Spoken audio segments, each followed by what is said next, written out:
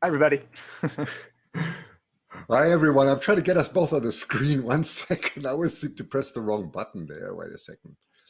Let me see if I can no, that's also not it. How do we do this? Yeah, there we go. There we go.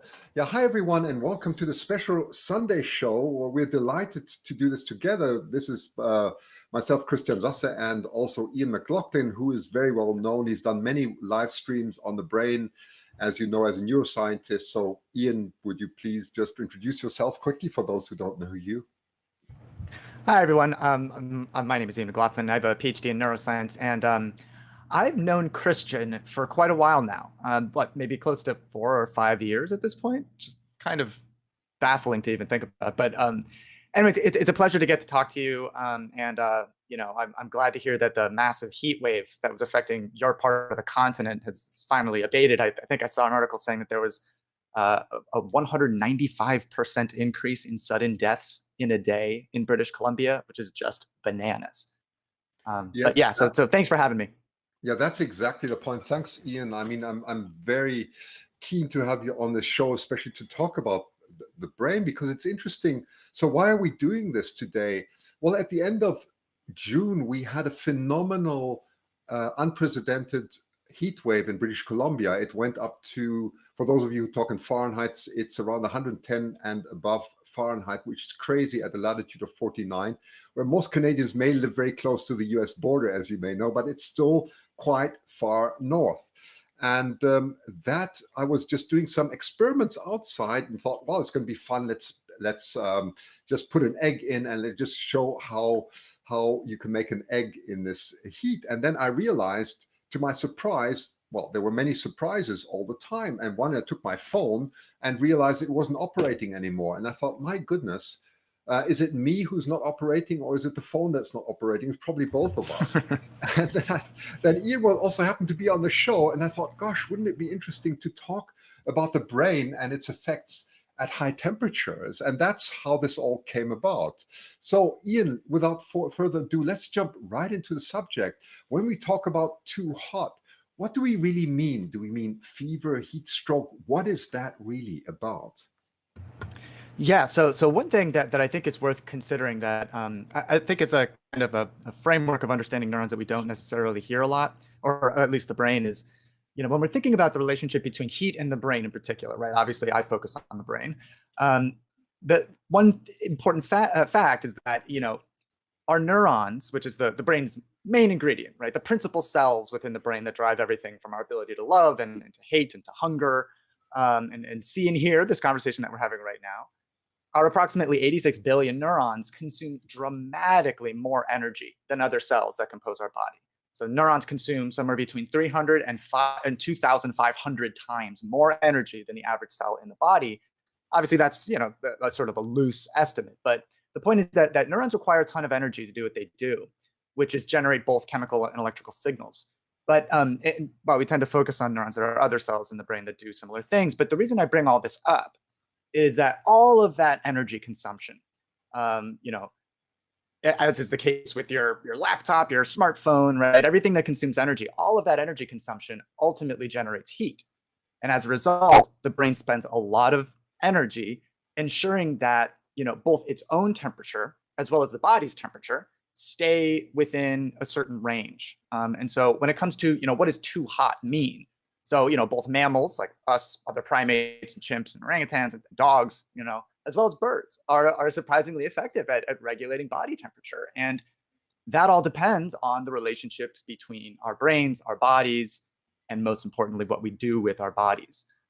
And so, when it comes to body temperature, and this is independent of states like fevers, it's a very interesting sort of dynamic there. But when it comes to body temperature, it depends on where you're measuring, right? You'll get different temperature readings, and a lot of misconceptions have arisen because the standard human body temperature was based off of measurements over 20,000, 25,000, or measurements of over 25,000 people in the mid 19th century, where all of the temperatures were taken. It's called an axillary temperature, the armpit temperature, which will tend to be different relative to, let's say oral temperature or core temperature, right? But anyways, our core temperature is what our nervous system is most sensitive to, and we have thermoreceptors in a certain part of the brain that literally change shape, right, at different temperatures that will respond to changes in internal temperatures. And we can talk about that mechanism if you like. But what too hot means, and it'll vary, depending upon humidity, very importantly on humidity.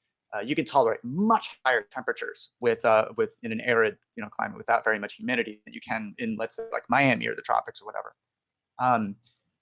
So too hot means when the external world has driven your core body temperature to a point where you can no longer, your temperature control systems fail, right? And that can result in really catastrophic changes in biology in both the brain as well as the body. Yeah, that's a good point. So, Ian, let me just put up something very fundamental, just because you were talking about humidity and other things. So I'm just going to try and put myself on the screen for 1 second so I can.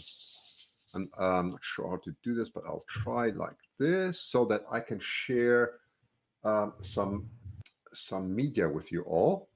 Just to Ian's point here. So give me a second, please.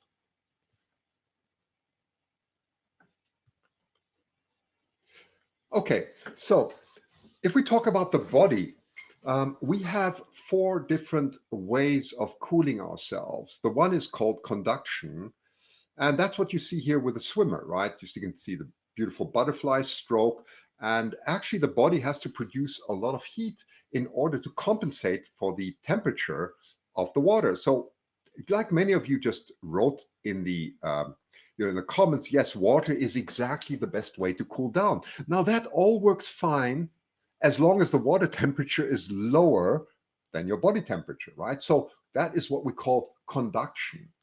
So there's another mechanism that you all are too aware of, and that is convection, right? So convection is a good demonstration of forced convection. Again, so what we're doing here is we're cooling the body down by forcing air onto our body. And again, that works very well as long as the ambient temperature is lower than our body temperature, right?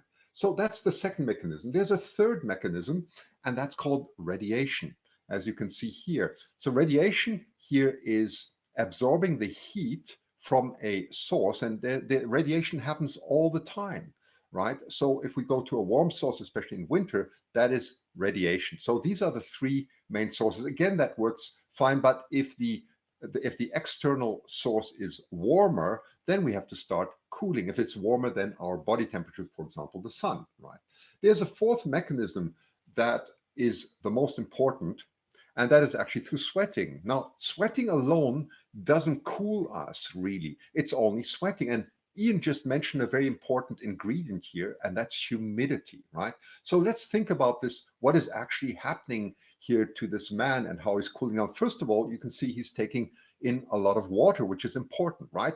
And then the body produces sweat by opening the pores, and the sweat alone doesn't cool us. The decisive point now is that in low humidity, when it's very low, what happens is you have evaporation. So the water evaporates at all temperatures, not only at boiling point. It evaporates at all temperatures, and we call this the latent heat of evaporation. And that isn't what we call an endothermic process. So it takes heat actually from the body in order to evaporate, and that cools down the body. It's quite an interesting mechanism. Water has incredibly interesting properties for nature and for all of us, and that is why we are so successful with working with water.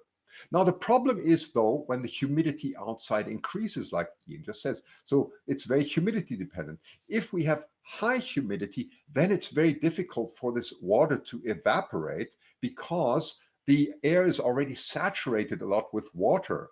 And in that case, the body temperature would typically increase, which makes us feel much worse. So typically, if you have a high humidity at, say, in the 80s, you actually feel around a temperature of 100 or 110 simply because of the high humidity. So it's much more difficult for us to cool the body when there's high humidity. So on that note, I'll just jump out of this 1 second. And back. So Christian, when it comes to sweating, there's an interesting dynamic. I think it's intuitive for all of us that people who tend to live in hotter environments will tend to just tolerate hotter temperatures, right? They'll be less uncomfortable, right, at hotter temperatures. But what happens, there is a sort of adaptive process where people who tend to live in hotter temperatures will tend to just sweat more. However, their sweat tends to be less salty, right? So they're not risking the loss of all of those electrolytes, to a point where Right. organs can begin to fail functioning, right? And so, your body's adapting over time to your environment, and that's why when you go to a new environment, where you're not used to the weather in Miami or Philadelphia right now, it's extremely humid today and hot. But all of a sudden you're just like, oh my God, this is just intolerable. Whereas other people are just fine. It's interesting, all these, completely unconscious automatic processes that help us to adapt to environments over which we have no control. They just happen to us. That's absolutely right. And you were talking about all these deaths that we had in British Columbia that were also unprecedented. It's so difficult to cope with that. But let's jump back right into the topics now, Ian, and really get to the interesting questions now of what happens when it gets so hot. So what happens to the brain and how can we prevent this? This is your chance really to explain us all about the brain and how that works. Okay, well, so obviously, it's a little complicated, and so you'll have to stop me when I'm getting a little too granular. But at a fundamental level, at a fundamental level, we have a ton of different types of proteins that execute various reactions, right? And so here I have a little video that's sort of famous at this point. Let's see if it'll play. Yeah. So, oh shoot, you know what I should do is let's do continuous loop. Okay. Let me restart that. Sorry, everybody. Okay, so this is a tiny little microscopic protein that's active right now in your brain, in your body. It's an enzyme that literally functions this way. It looks almost like it's walking, right? It looks like it's taking steps along this train track, and that's how various molecules are shuffled throughout the brain and body, right? It's an enzyme called kinesin. And so, but what you're seeing, I mean, this is a very, very small protein. You're almost able to see, the single amino acids that compose it, right? A protein is just a string of sort of complicated molecules connected together that then, depending upon what the sequence is, those proteins will do different things. A muscle protein, you can have the types of proteins that release neurotransmitter. You have a ton of different kinds.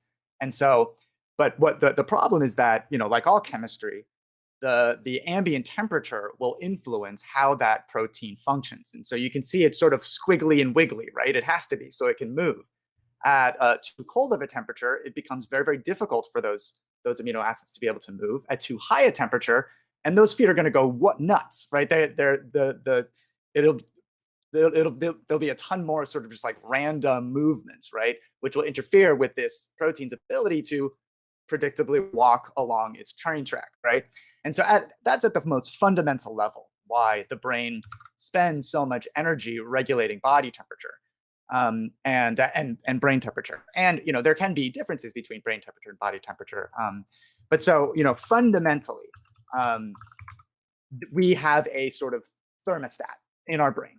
And it's a part of the brain that you might be familiar with. It's called the hypothalamus, right?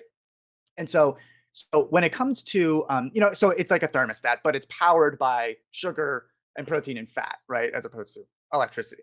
And so, the thermostat can move around and make tools and put on clothes, right? Because of course it's connected to our brain and our body. Here.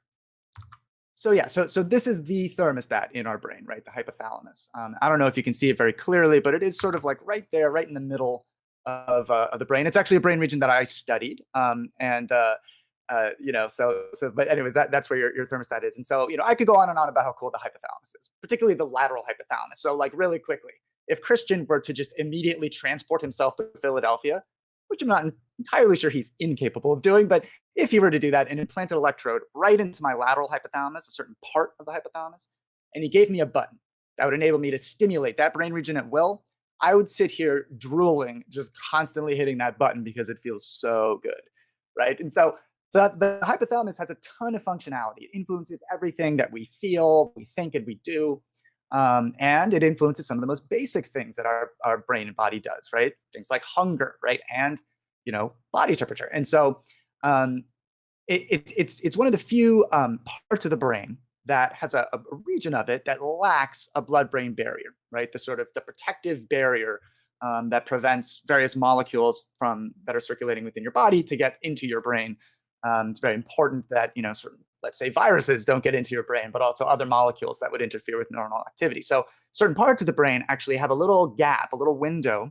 And what that does is it enables those brain regions to sort of sample what's going on throughout the body, right? How high are the levels of various molecules? So for example, when somebody has too much to drink, right? Or takes too much of pretty much any drug, a different part of the brain, not the hypothalamus, different part of the brain that lacks a blood-brain barrier will detect that the levels of these molecules are so high, and it'll automatically induce a vomit reflex, right? And so that's what's happening, right? Is that your brain is detecting this molecule is too high. The only way that we evolved for molecules to get into our bodies was by eating, and so therefore we vomit.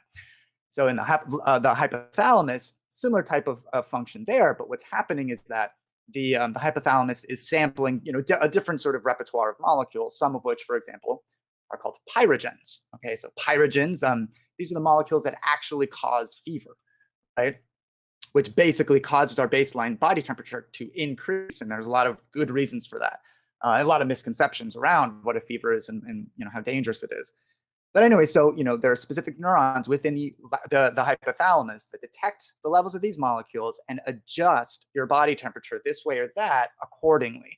And it has a bunch of different tools in its toolbox, a bunch of different levers that it can pull to adjust body temperature, inducing sweating, for example, vasoconstriction, vasodilation, these types of things, moving, just like causing you to shiver, right, to generate body heat, something like, and I was actually surprised to read this, something like 80% of the energy that it takes to move, just move, is lost to heat.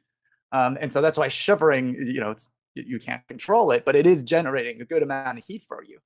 But anyway, so that's the sort of the basics of what's going on in the brain, or the main thermostat in the brain that enables it to automatically regulate, just like a thermostat, what's going on in your body under normal healthy conditions, under disease conditions, right? Various diseases can cause a sort of predictable change in body temperature, and then as well as in sort of pathological, like pathogenic situations where you're infected by a bacteria, a virus. Notoriously, SARS coronavirus 2 causes extremely high fevers, and that's the mechanism. It is the hypothalamus that is causing those changes in body temperature. Yeah, Ian, just a quick note on the hypothalamus, and I'm certainly absolutely novice here, so excuse the simple question. But what happens when the temperature varies of the hypothalamus? Aren't we very susceptible to the way we behave? When specifically within the brain, or just Yes. the behaviors that.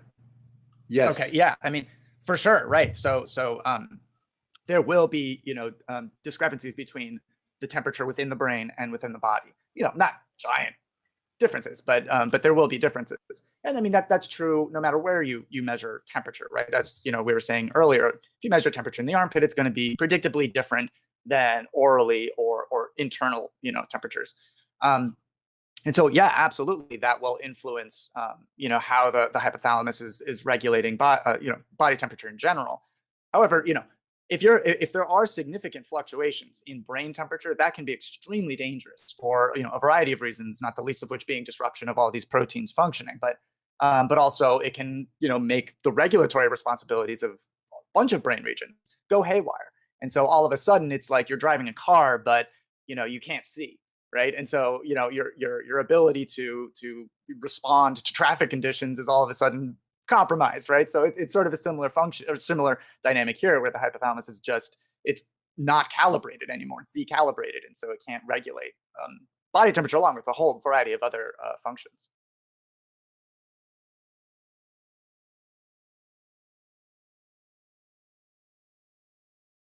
Are you there? Oh, Christian, it looks like you're muted. Sorry, I'm sorry. Come again. I'm just going to throw a quick question here from David Howden. I find it absolutely fascinating because I was looking at it myself. Does this apply to all animals, all warm-blooded animals, or some subset of life? I think it's a great question. Ian. Well, yeah. So what's interesting is so humans are sort of shockingly good at regulating body temperature. We're probably Mhm. the best at regulating body temperature, strangely, certainly among other primates, right? And there's a whole lovely sort of evolution. Oh, whoops.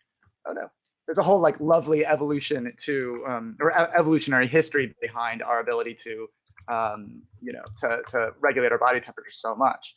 But if you think about, for example, other primates, right? They're covered in fur, right?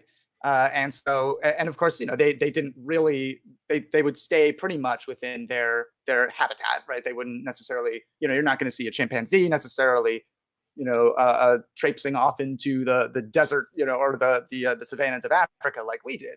And probably one of the only reasons that we could, our ancestors, of course, not us, but our ancestors could, was because we lacked all that fur. And it turns out we have significantly more sweat glands than any other animal, right? And that includes other primates. And so as a result, right, dogs, for example, have a sort of very classic, famous way of regulating their body temperature because they don't really have sweat glands like we do, certainly, and they're covered in fur. They pant, and panting, breath, as well as skin radiating heat. Those are like essentially the only two ways that we really effectively regulate body temperature. So we have all these sweat glands that enable us to benefit from the dynamic that Christian was explaining, sweating, right? Yeah, Evaporation. and that's interesting because if you then, Ian, jump to cold-blooded animals, it gets really curious, right? Because you can have drastic temperature changes as they go from the shade to heat, to into the sun. And if you look at insects, most of them with their exoskeleton, I'm sure Isa would love to talk about this. It gets even more interesting because they can have temperature variations because they have such a large surface area to volume ratio because they're so tiny. They can have drastic temperature changes within a few degrees in just a few seconds. It's amazing, isn't it? Yeah, absolutely. I mean, the solutions that different animals have come up with to regulate body temperature are really amazing. So for example, rodents, right? They have these sort of creepy, sort of, unless you're used to rodents like I am, creepy tails, right? That are sort of fleshy and exposed, right? They don't have fur on them. That is one of the ways that rodents regulate their body temperature, Mhm. right? As opposed to all of our sweat glands. We have, I keep harping on sweat glands. Obviously, it's pretty essential to body temperature, but we have 10 times the sweat glands that chimpanzees have, which, by the way, chimpanzees have almost 99% identical genome, right, relative to us. So this is a pretty important difference. Another interesting thing is where they came from. So it turns out that most other mammals have sweat glands in their hands and their feet, right? Not throughout their body. So why would that be? Well, adding a little bit of water when you're, gripping and jumping around, trees and stuff like that improves your ability to grasp those things, right? It increases friction. And so, so it very well might have been the case that it just so happened, hey, that was pretty effective. And over time, our ancestors who had those sweat glands sort of expand throughout the rest of their body as they were losing fur, right, were able to expand into, environments with temperatures that are significantly higher than a chimpanzee could ever tolerate, right? And so it's this interesting, there's a bunch of different things in the evolution of humans that are like, if this didn't happen, humans couldn't exist, right? There's a bunch of them, but definitely one of them is the loss of our fur and the expansion of our sweat glands.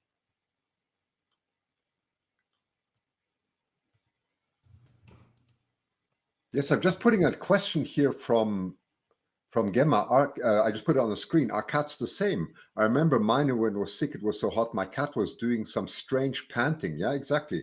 Or something. Generally, you don't see that in domestic cats. Yes. Ian, do you have any comment on the cat specifically? Interesting. Well, I haven't read specifically how it is that cats behaviorally regulate their body temperature. I suspect it must be through mostly panting. Yes, However, it is. It is. um, It is. Yeah. Yeah. I but would think so. but like a lot of animals, so rabbits, for example, have these big, beautiful ears, right? And it turns out that part of the reason that those ears are so important is that they are sort of heat sinks, essentially heat radiators. They just like give off heat. And so that is, and cats have, ears sort of like that too, and dogs do too. But yeah, the purpose of those ears isn't exclusively auditory. Like a lot of things, it turns out that they're very important for body temperature. Which is, one of those things that I think we sort of underestimate the importance, right? We don't really think about it until it becomes a problem. And when it does become a problem, there's a lot of misconceptions regarding body, what is the normal body temperature? Or when somebody has a fever, what should you do, right? Is a fever itself dangerous, which we can talk about if you'd like. Yeah, and it's interesting. Scott is talking something very interesting here about scalability, which I really like. So he says, if we could magically make the mouse the size of an elephant, it would die almost immediately from overheating. And if we could make an elephant the size of a mouse, we could see the same. So das in kurz gesagt, which is a German word, by the way. Yes, you're absolutely right. So that's completely correct. So. Yeah, and so Scott also brought up,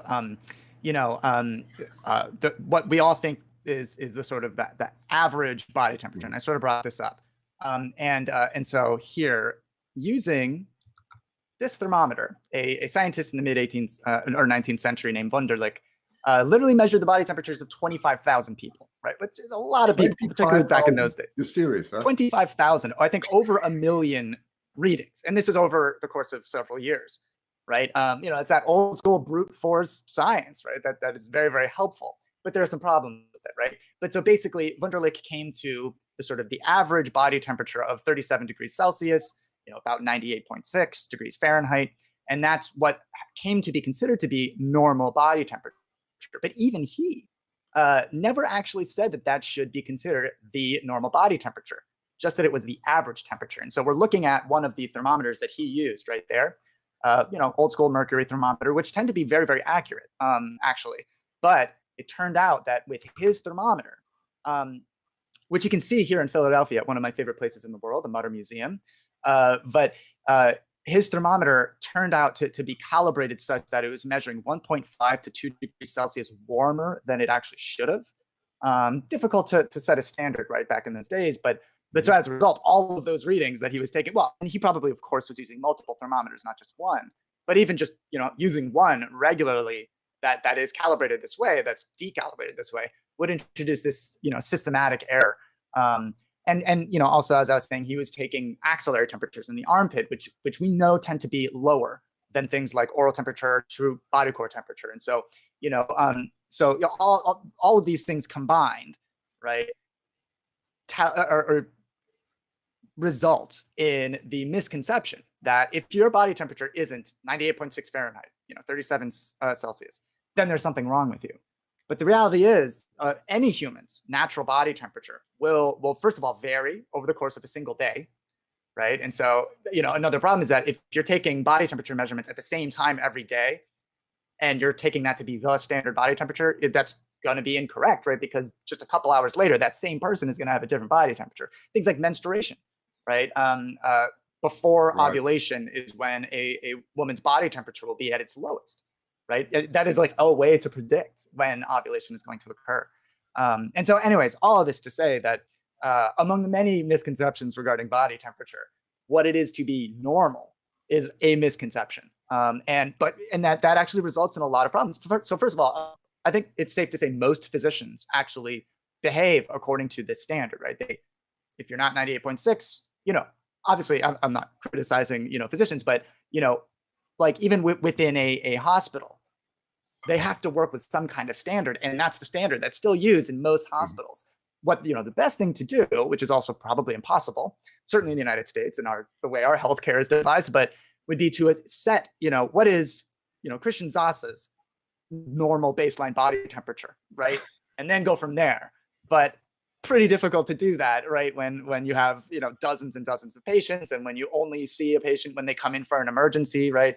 And so, and then even within hospitals, different physicians, different clinicians, right? Nurses, medical practitioners will operate according to different sort of frames of what is a healthy body temperature, what is the threshold beyond which something is wrong, right? Somebody has a fever, some will go with 100.4 degrees Fahrenheit, and that anything above that is a fever. which is, not necessarily true. It's a gradient, right? Whereas others will say, you got to be 101 for me to care about it. Others will say 100 degrees, right? And that's a fever. And so, yeah, all of these misconceptions arose from what was really impressive science at the time in the mid 19th century, but then just became misconstrued through this game of telephone, and now we all think we should all have 98.4 degrees Fahrenheit body temperature, otherwise we're unhealthy, and it's just not the case. Yeah, we have a lot of interesting comments here, especially about temperature. So Georgia says, I've always heard the explanation that more people tended to be sick back then. So back then, what you're just talking about, right? Sorry, I just lost it. The screen scrolled. Yeah, I got it. So I always heard the explanation that more people tended to be sick back then. Yes. So average ended up being higher. The thermometer calibration thing makes sense. Makes more sense though. No, Georgia, you're absolutely right. That also was a problem, right? Where the average life expectancy, another thing that where there's a lot of misconceptions, was 40 years old when Wunderlich was conducting his experiments. 40 years old. And that's due to a variety of reasons, not the least of which being nutrition, but also, yeah, people just tended to be just the baseline inflammation in the body, right? You're exposed to more pathogens. Hygiene was essentially non-existent, at least relative to today's standards. So people just likely had, just a sort of low-grade inflammatory baseline that was higher, right, than any of us right now today, at least, unless of course you're ill. And then also, just clinical science at the time, we didn't even have a sort of normal body temperature till Wunderlich conducted his experiments. And so a lot of these patients almost certainly had, occult tumors or, cancers about which they had no idea, that they were completely unaware of. Cancer is well known to elevate body temperature. And so all of these things combined to, yeah, you're right. It was just a different population back then, right? And so yeah, you're absolutely right to bring that up. Okay, let's put the temperature discussion aside. I mean, measuring temperature is very difficult. It really is. I've worked a lot in a lab, so I completely get it. But let's assume for one moment that you're sitting in a sauna and the temperature is slowly increased, and you can measure the temperature of the sauna very well. So eventually, let's say you get dehydrated and your body just increases with the temperature. What actually happens with you? You become delusional. What is the state of mind that you're going through there?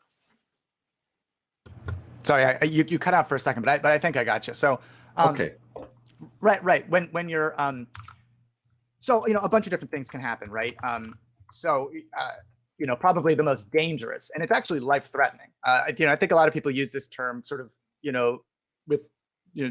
treat it trivially, right? But you can have a heat stroke. Right. And so, obviously, heat stroke is when the body gets too hot, obviously. Right. But generally speaking, when we get to around 104 degrees Fahrenheit, about 40 degrees Celsius, that's sort of when temperatures become dangerous. Right. If they're sustained at that level for a long period of time, and it can result in organ failure. It can result in seizure. And it is genuinely life threatening. Right. There's heat exhaustion, which is, less severe. It's less life threatening. But when somebody's having a heat stroke, that is an emergency situation when you need immediate medical attention. Otherwise, organ failure can occur and damage to the brain.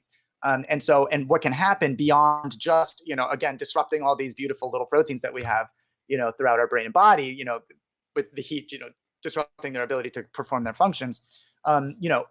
Excessive heat can begin to activate inflammatory responses, right? Inflammatory responses in our immune system. As though you've been infected by something, right? Or hit by something that would cause a bruise, which, by the way, you might have noticed that when you are, hit by something and causes a bruise, you can feel it's warm right there, right? It's warm at the site. Mm-hmm. That is the byproduct of all of this inflammatory activity, literally releasing molecules that circulate up to your hypothalamus, again, our good friend, the hypothalamus, and cause the hypothalamus to then elevate body temperature. So it's the same molecules that are causing your bruise to be warm, or what would cause your brain to make your body warm. But anyway, so all of that combined, and your ability to regulate body temperature, things like sweating, begin to fail, right? You're getting all of that combined into a very, very dangerous state where people can have permanent brain damage. And certainly before that happens, you will have the types of exotic experiences that you're describing, Christian, like hallucinations, delusions, these types of things, because the brain is, all of those proteins aren't functioning the way they ought to be, right? And so those neurons aren't signaling under normal conditions, and as a result, our states of consciousness are actually fairly fragile things. Right? Just a little bit of one molecule, a little bit of alcohol changed your state of consciousness. Well, if you have this global change in neuronal activation due to this unusually raised external temperature, same kind of things can happen, but unfortunately with more tragic consequences. And then but before heat stroke, right, we can have heat exhaustion, which is quite a bit more common, quite a bit less dangerous. But and this is of course when the body's exposed to excessive heat. But when you've been sweating, right, which we all do when we're exposed to excessive heat, you begin, if that continues, you begin to lose too much water and salt, right? Yes. Both of which are very, very important for the function of a variety of organ systems.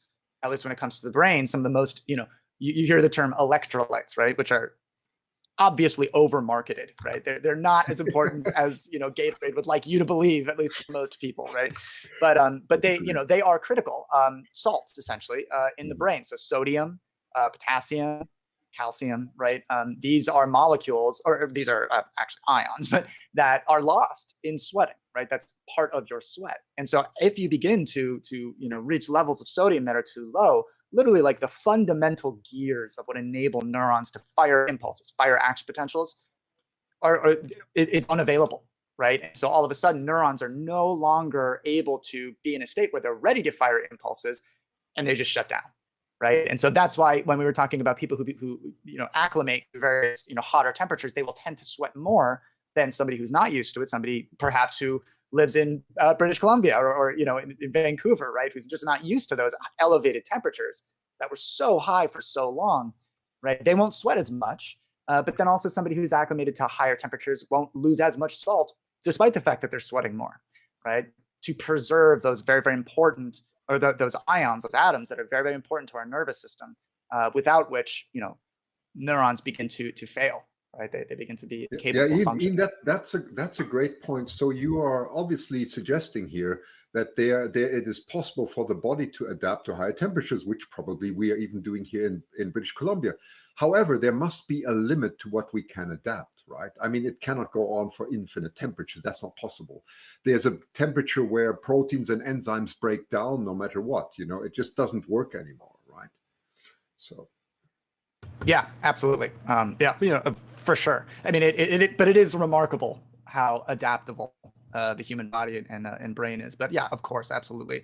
And as we were saying, higher humidity makes that threshold beyond which you can't adapt anymore much lower than, let's say, in Saudi Arabia or the United Arab Emirates, right, where it's very, very hot, but also very, very dry. Yeah. You can just tolerate much higher temperatures. But yeah, absolutely, right. Once you get to a certain temperature, all those beautiful little proteins walking along our train tracks, right? They can just begin to deteriorate, right? Lose amino acids or engage in chemical reactions that they otherwise couldn't, right? They begin to influence other neuronal, cascades that then, disrupt the activities of neurons. It's interesting, Ian, because we have obviously through evolution lost a lot of our hair, our body hair. Maybe that is the wrong way. As the temperature increases, we probably should look more like a camel or so, get a lot more fur to actually protect us from heat. I don't know it's just a loose comment, but I think there's some truth in it. That's interesting. I guess, I have ridden a camel, actually, believe it or not. Very strange, very strange. Not as arrogant, not as comfy as like a horse, but they're really remarkable animals. But yeah, I do wonder that, if a camel were hairless, like an elephant, let's say, if they would be more or less tolerant of heat. I would imagine that they would be more tolerant, but they would also be exposed to constant sunlight, ultraviolet radiation, which would then potentially disrupt, or cause, carcinogenic activity, cause cancers, right? Or, destroy genetic information in the skin. I would imagine that. And then the other thing, of course, is elephants, just like pigs, by the way, notoriously bathe in mud, right? They love They mud, do. and They do. one of the Yes. reasons that pigs and Mm. elephants love mud specifically is body temperature regulation, right? They don't have sweat glands like we do. And so they just cover themselves and they just cake on the mud to literally protect them as like it's like sunglasses, right, for their skin. But yeah, that's an interesting thought. Yeah, it's the same. I read that they have a special type of clothes now for high humidity because I mean, in high humidity and high temperatures, we can't sweat really. No, sorry, we can't exchange heat. I should say we do sweat, but we can't exchange heat. But there seems to be a special type of clothes where they can remove the sweat from the body in order for us to cool the to be able to cool the body. It's quite interesting. Yeah. So, Interesting. I have to get some yeah. of those. Yeah. Yeah, that's no, that's. I think we've answered all the a lot of the questions here. I'm just trying to see if there's any other uh, topic that's. Ian, is there anything else you would like to mention? Yeah, so actually Frank over on YouTube brings up the the concept that at a temperature of around 104 degrees Fahrenheit, obviously, Mhm. a fever at that temperature, proteins denature, right? And is there evidence of this in the brain also? So what you're talking about denaturing proteins is exactly what I'm describing with this little enzyme of ours, right? When a protein denatures, that means its literal conformation, its shape will change.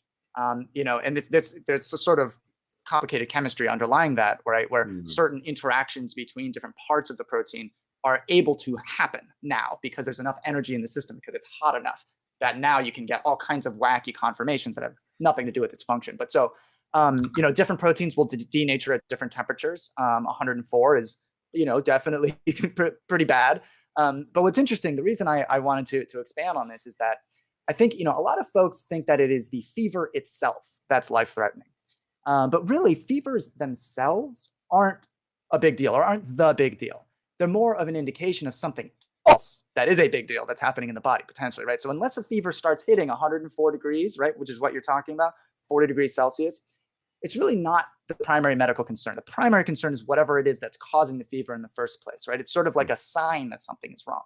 And the only reason I bring this up is that I think a lot of people will really focus on the fever itself, treating the fever, rather than focusing on whatever it is that's causing the fever. And by that, I mean, if somebody's suffering from a fever, right? The primary goal isn't necessarily to reduce body temperature, right? Is to address the root cause. And so, unless a person's temperature is getting really, really high, right? Like, body temperature, closer to 108 degrees, right? Mhm.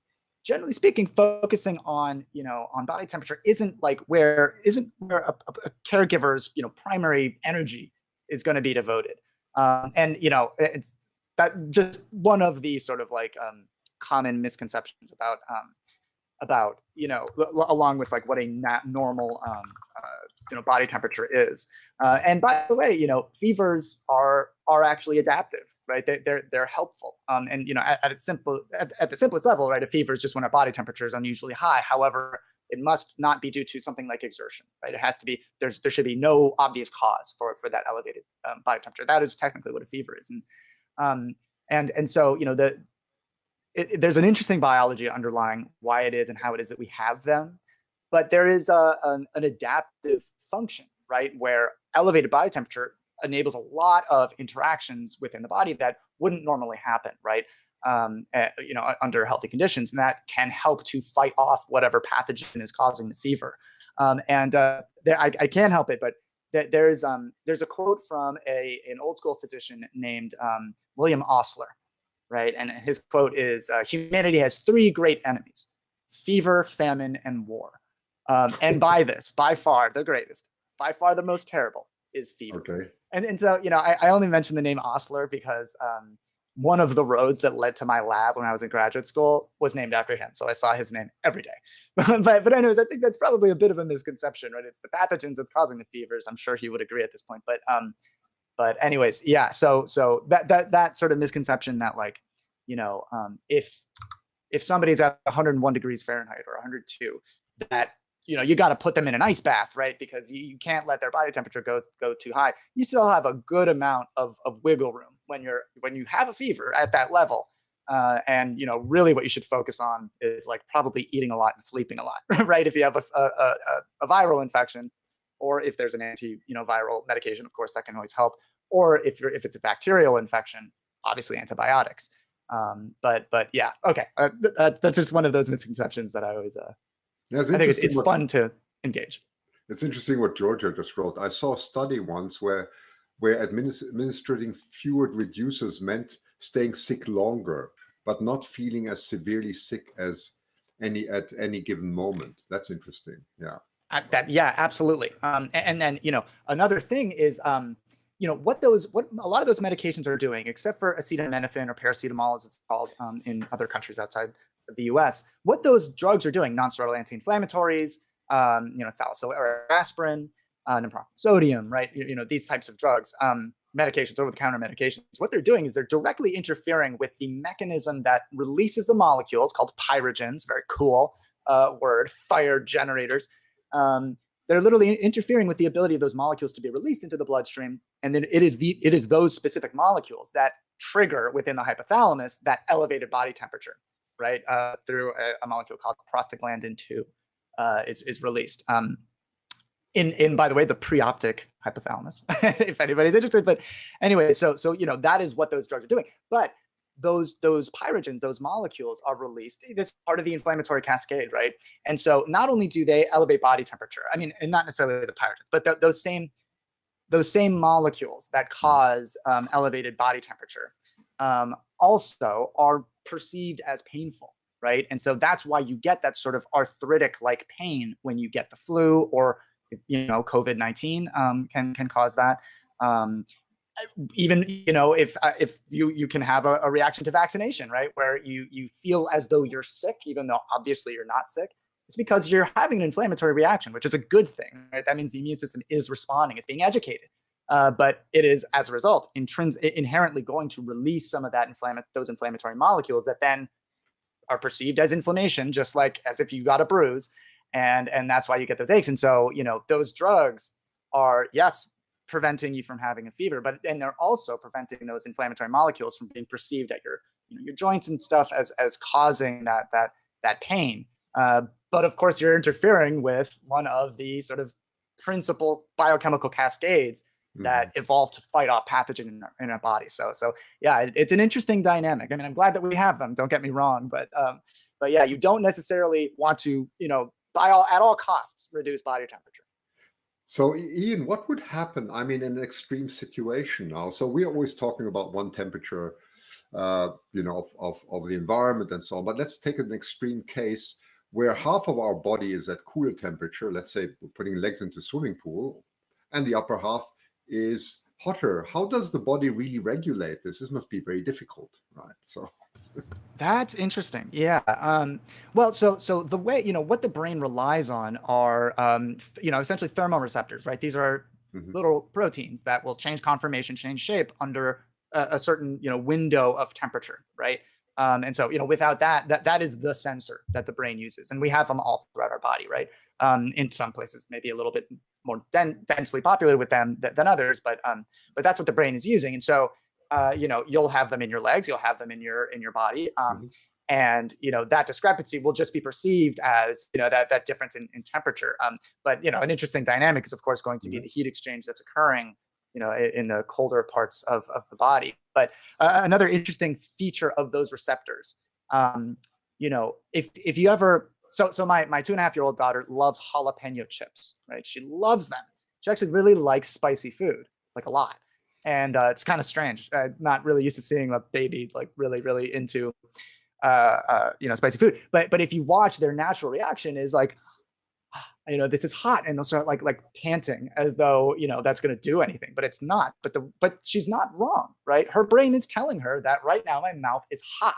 And that is because the same exact receptor that is responsible for detecting fluctuations in temperature, TRPV1 channel, that same thing is what's being bound by the molecule that gives jalapenos, habaneros, the Carolina Reaper, its spiciness, capsaicin, right? And so that molecule is interacting with our body temperature system, such that she's not wrong, right?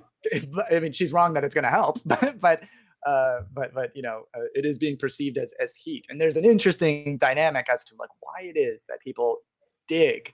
I like spicy food too now. After I had a Sichuan dish here in Philadelphia. Oh my God, my mouth is watering right now. But Yeah, you should give her. interesting dynamic. Scott's just saying you should start giving her Indian food while she's young. Okay. Yeah, dude, she's had it. I mean, not like Vindaloo or not some of those crazy like torture devices in the form of food, but yeah, she digs it. Like tikka masala, she loves it. It's just kind of surprising, I'm sure it's not all that unique. Certainly, obviously not in India, but yeah, it is pretty funny to watch her react to. The first time was so funny because she was like, what? And then she was like not super into it, but then about a minute later, she was like, "Give me some more of that," which is very cute. But yeah, it's an interesting system. Yeah, I'm just looking through some other comments here. There was one, I don't know where I saw it. I just remember it. Have you heard of the astrovirus? I'm just throwing this in. I don't know if you can comment on that, Ian. Astrovirus. I saw it somewhere. I don't remember. It's just in my head somewhere. I saw it. Astrovirus. I know. Astro This is interesting. Virus. Yeah, I'm not sure. I'm trying to find the company. I'm trying to remember as many as I can as I read. But oh, is it a type of virus like yes. yeah? I think that's what it meant. Okay, yeah. So like an astrovirus, that's sort of like saying it's like it's like saying Indian food, right? Where there's a bunch of different dishes that all qualify as being Indian food. It's a generic name, right? So yeah, it's a whole collection of different specific viruses that will cause different diseases. It's a sort of a shape, essentially, sort of like coronavirus, actually, right? A coronavirus is really just a category of a bunch of viruses, which we've been struggling and battling with for the past year and a half. But and then SARS coronavirus 2 is a type of coronavirus. Same thing goes with astroviruses. But thank you. I had never heard that term. That's pretty cool. Okay. Well, on the topic of viruses, I can't help it just because it's so cool. There is a category of virus called giant viruses. Okay, and maybe I'll talk about this another time at some point. I've wanted to for a long time, but these viruses are bigger than some bacteria. Viruses are very small, very, very, very small, almost always. Giant viruses almost look as though they are organisms, like they're life forms. They're so huge, and there are thousands and thousands of different types of giant viruses, none of which really threaten us, it turns out, at least as far as we know. But they are an example of where a lot of scientists don't consider viruses to be life or to be alive, and there's some good reasons for that. But giant viruses really begin to blur those lines, right? It looks, if when I look at them, they almost look like the sort of line of viruses almost developing into something that could be considered a life form, but not quite. So yeah, everybody should check that out and enjoy science fiction imagination going wild when you see these wacky things. Yeah, there's one other topic that you may or may not find interesting to discuss, but that was one of the papers I thought it's the effect of moderate heat stress on auditory brainstem evoked response in man. And I don't know if you quickly want to talk about that.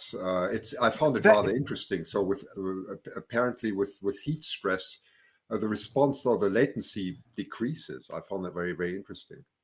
Yeah, it's fat. I mean, yeah, that was a sort of like a classic style experiment, or set of experiments. I don't have very many insights on the mechanism there. It's pretty interesting, but when it comes to heat stress, there are some really interesting things that happen in the body, throughout the body, right? We have this whole category of proteins called heat shock proteins, right?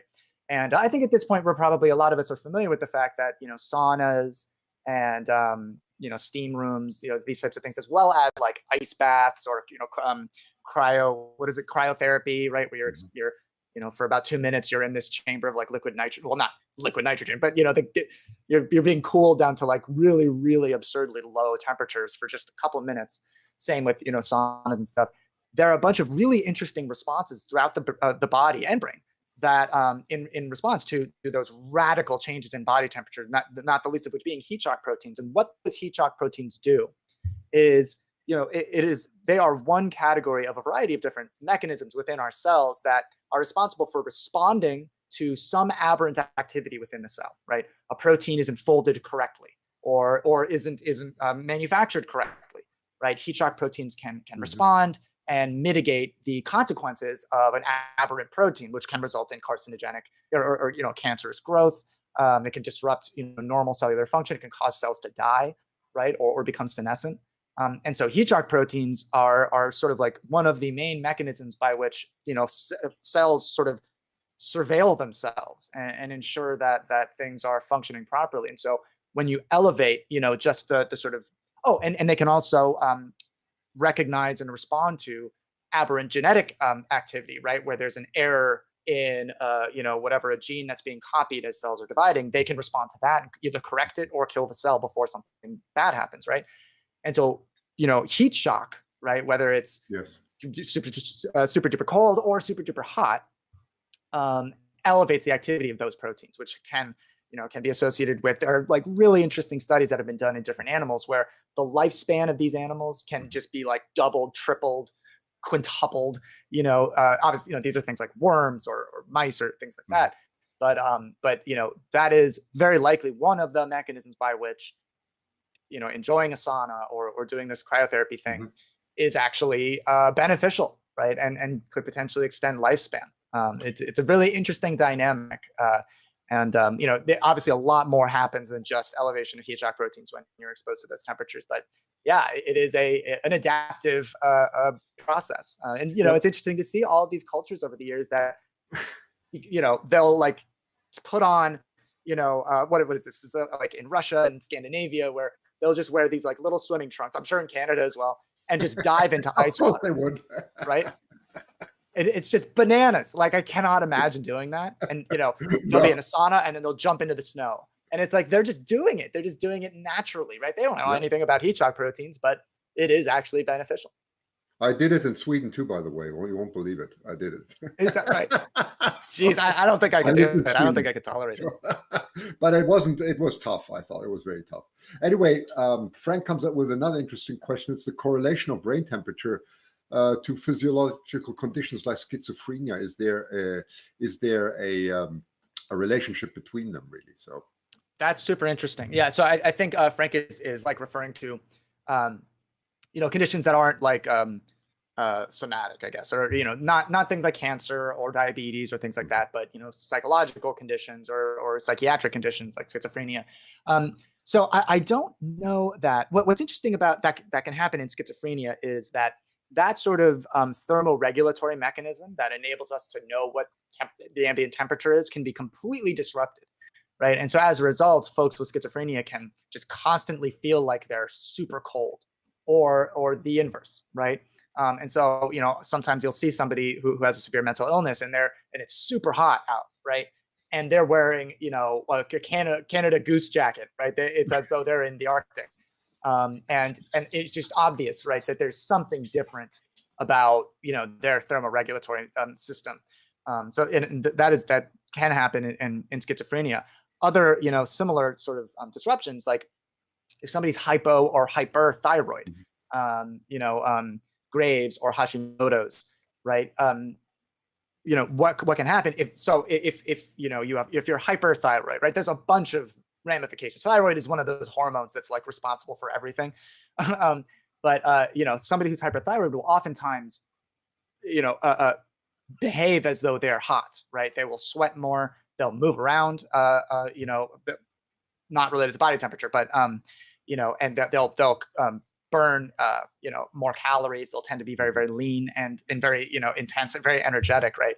And the opposite of all of that when somebody's hypothyroid. But part of the sort of the portfolio of symptoms of a disrupted thyroid is body temperature changes, or at least the perception of body temperature changes, and that is associated with all of those sort of more psychiatric components of disrupted thyroid, like being extremely stressed out. People who are hyperthyroid can be very, very like agitated. Not always, but and then people who are hypo can seem like they're just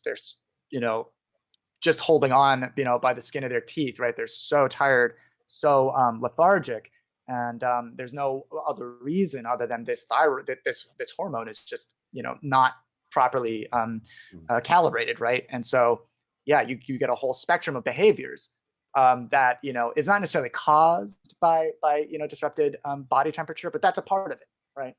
Ian, Yeah, what you're just saying is very much related to Gentleman Ghost's question here of behavior between, difference of behavior between hypothermia and hyperthermia. He says, an explanation that during extreme cold, humans will reach phase where they think they are warm and shed clothes. Is that the same with heat? Is it just delusional thinking? That's a good point. Yeah. That's super interesting. Yeah. I don't know the mechanism of that. I don't think so. Well, certainly people can experience delusions and hallucinations at very, very high temperatures, but also high environmental temperatures. But I don't know that there is a consistent like body temperature related delusion where somebody gets so hot that they feel cold, right? As opposed to when somebody gets so cold that they feel hot. I actually don't know the mechanism underlying that. I don't know if it's, for example, a very acute or specific disruption of those thermoreceptors, right? And they're just functioning incorrectly, and so as a result, that the switch is broken or the sensor is broken, and so the brain is just like, well, we're hot now, right? I don't know if it's at that level. I don't know if it's at the level of the brain itself, where the mechanisms in the hypothalamus are disrupted by that temperature. Right. I would imagine if it's one, it's both. But that is interesting. I've never heard that is a consistent delusion associated with overly high temperatures. That is interesting. I'll have to look into that. Good. It'll give us more grounds for more broadcasts for sure. We're sure more topics coming up. It's very, very, very interesting. Very interesting. Yep. Let's see one more from David here. I think the paradoxical undressing is due to the, what is it? I can't read the spinnakers on the capillaries relaxing so that blood can go through the skin and one feels hot. Oh, I see what he's saying. Yes. Okay.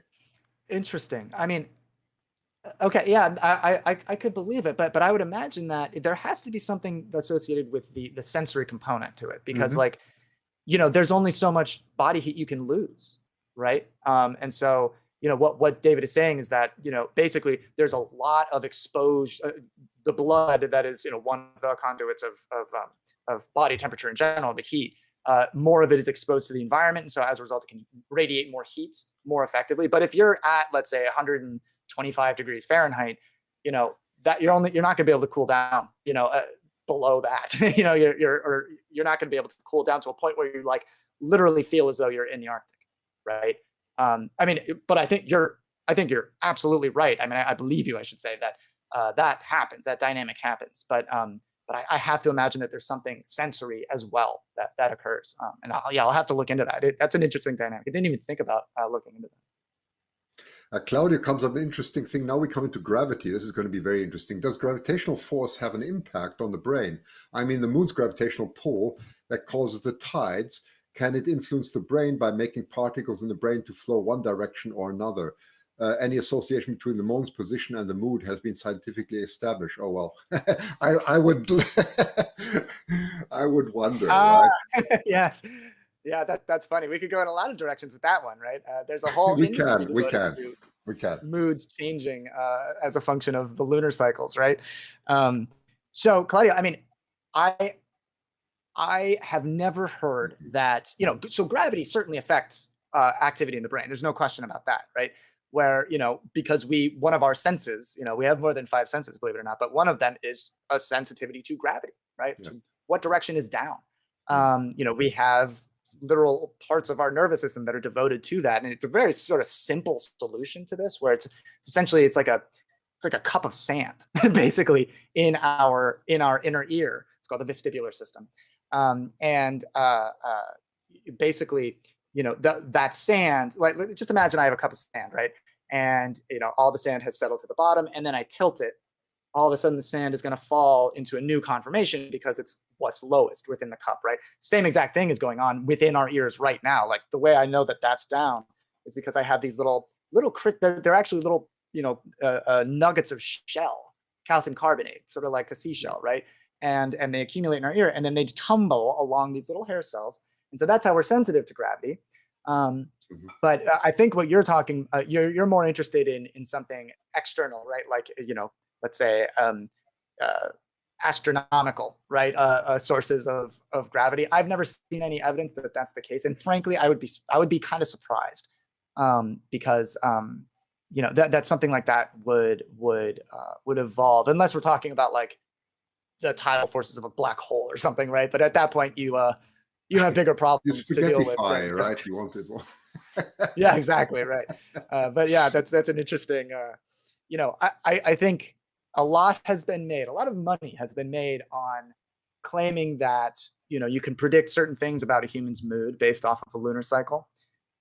I think there might be a simpler explanation that has more to do with sort of our natural body's cycles that occur, and every now and then it may phase lock with the lunar cycle, but more often than not, it's just we just have these cycles, these hormonal cycles, endocrine cycles that influence behavior, just thyroid, sex related hormones, testosterone, estrogen, progesterone. Those have natural cycles that occur around the course of a month, or so, right? And so do lunar cycles, right? And so I don't think it's gravity that's causing that. I think it's more. Yeah, I think the more cycle. relevant question may be: will our behavior change once we colonize the moon or we colonize Mars? I mean, that remains to be seen, right? I mean, Yeah, totally. I mean, yes, and we do have sort of natural experiments, right, with astronauts that spend yeah, a year plus up in yes, in space. space station. They seem fine, right? There are a bunch of interesting things that happen to their body, right? But psychologically, independently of just like you only see the same people, the same like three other people every day for like a year. That has nothing to do with space, right? But they seem, their brains seem to function just fine, and so that would be my assumption, is that it's more although it's tough to know how the brain would develop in from start, right, from conception, how the nervous system would develop under the human nervous system under conditions of just totally different gravity, like the gravity of the moon.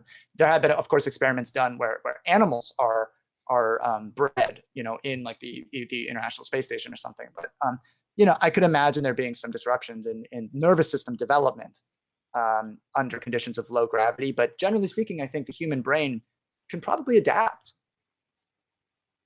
Yes, yes, yes. That's it's interesting. There's so much. I'm delighted to see there's so many comments that I can hardly catch up. So this is fantastic, to see what engagement there is. So this is obviously a topic that is of high interest. It's great to see. So somebody's asking, Melinda's asking, Ian, is this Christian, the man who is so connected to the Eagles? I've been following him for years. This is Melinda Angler Juarez. Nice seeing you together. Yes, this is the one and the same. And he's taking the best pictures of. He's taking the best pictures and videos of eagles that I've ever seen, birds in general. Thank you. But also his astrophotography is nothing to sneeze at. Some of the most beautiful viral images of the Milky Way that exist on the internet. So yeah, we are fortunate to be in his talented presence. Well, thanks. I mean, the same goes for you, Ian. I'm absolutely delighted. I mean, my goodness, I've been watching you for years on Periscope, and finally we're doing something together. So this is absolutely wonderful. Let's do it again. It's great. Mm-hmm. Yeah. It's well, I mean, if the viewers are interested, then Ian and I can do more together.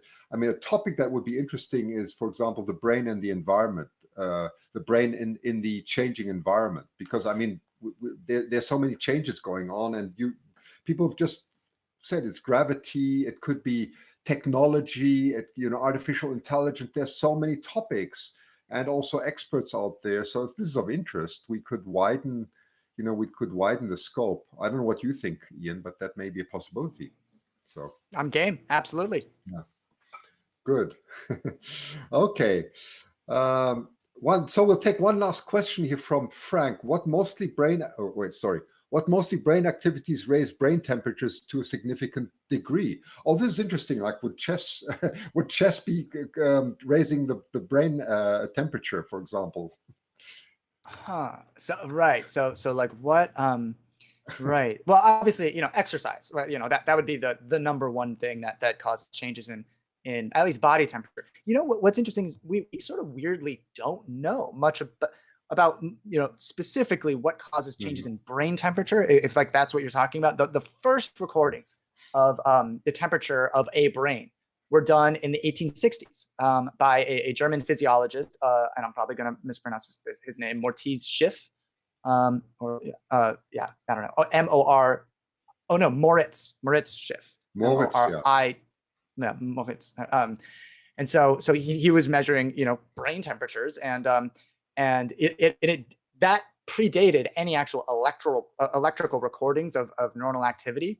And so, neuroscience arguably started with, temperature as its main mechanism that they measured. But so he identified, an elevation of brain temperature in the brain of a dog after it was presented with some meat, right?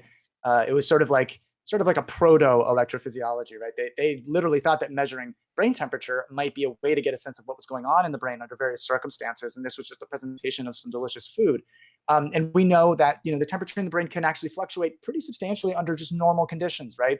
And so like when animals, like us, of course, are presented with various stimuli, and there can be fluctuations in brain temperature. And some studies actually correlated changes in brain temperature to changes in EEG temperature, right? Meaning changes in electrical activity within the brain. So it's correlated, right? We don't know that there's a causative relationship. We don't know that the brain temperature is actually, causing these changes in EEG recordings or vice versa. Probably a little bit of both, but it's a non-trivial thing. And so I can't tell you, Frank, that for sure, one activity will most definitely increase brain temperature, but there are activities that have been shown to do so. We're not talking about massive changes in temperature, of course, right? There's a very important window in which we need to stay, but yeah, certain activities and presentation to sensory stimuli definitely can influence brain temperature. Very good. I think on that note, we've been busy for quite some time. So thank you all, everyone, for your wonderful questions and engagement. That's what we live on here. That's on what HAPS is all about. So thanks a lot. And many thanks to Ian to actually wanting to collaborate, which I really appreciate. That's wonderful. It's seriously my pleasure, Christian. And yeah, let's do it again. And thank you so much for having me and for participating, everybody. Yeah, I really appreciate it. It's part of what's kept me sane over the past year and a half, is being able to connect with all you lovely people. So thanks again. I completely agree. It's very stimulating. Thank you, everyone, and have a lovely rest of the weekend. Thank you.